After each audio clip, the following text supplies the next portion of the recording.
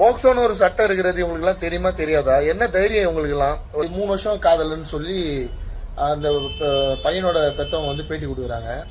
பொண்ணுக்கு 16 வயசுனா 13 வயசுலேருந்தே ஒரு பையன் கூட பழக ஆரம்பிச்சுட்டா வீட்டில் இருக்க பெற்றவங்க போமா டெய்லி போயிட்டு லவ் பண்ணிட்டு வா இந்த பாக்கெட் மணி அப்படி கொடுக்கணும்னு நினைக்கிறாங்களா? இல்லை இது தப்பு, படிக்கிற வயசில் படி, 18 வயசுக்கு அப்புறம் தான் நீ கல்யாணம் பண்ணிக்கணும், அந்த பையனுக்கு 21 வயசு ஆகணும், அது வரைக்கும் படி, கல்லூரி உன்னை கஷ்டப்பட்டு சேர்த்துருக்கோம் விவசாய வேலை பார்த்துன்னு சொல்றது சரியா? இல்லை என்ன பண்ணணும்னு நினைக்கிது இந்த சமுதாயம்?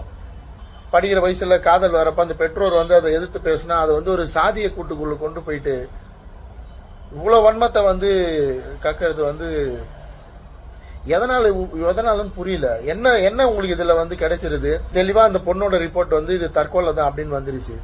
இப்ப ஆணவ கொலை சொன்ன அத்தனை பேரையும் இந்த தமிழக அரசு கைது செய்யுமா? க்ஷத்ரியாஸ் யூடியூப் சேனலை லைக் பண்ணுங்க, கமெண்ட் பண்ணுங்க, ஷேர் பண்ணுங்க, சப்ஸ்கிரைப் பண்ணி மறக்காம பெல் பட்டனை கிளிக் பண்ணுங்க.